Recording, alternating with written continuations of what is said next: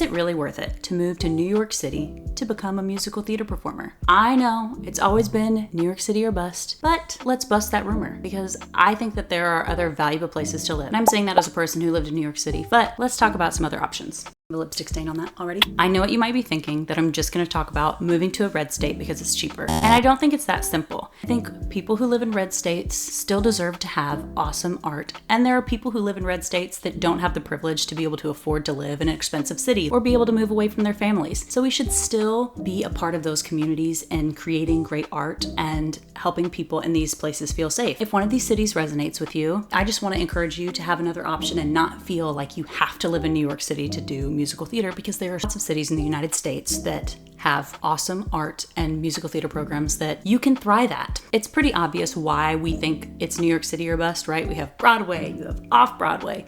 All of the actors move there. Everyone lives there, and you audition to go everywhere else in the world because it's easier. It saves theaters money to just travel to one place and find all the actors there. But equity often requires a lot of these theaters to still do local auditions. And it's cheaper for theaters now to not have to pay for housing or pay for transportation and travel for New York actors. Sometimes it's cheaper to have a local hire. The nice thing about living in New York City is it feels like every time you turn around, you're talking to another actor. So there's lots of opportunities to network and connect with lots of people. You also have access to tons of classes and resources with casting directors and teachers. Some of the top acting studios or voice studios are all in New York. And all of this sounds great until it comes down to the price tag.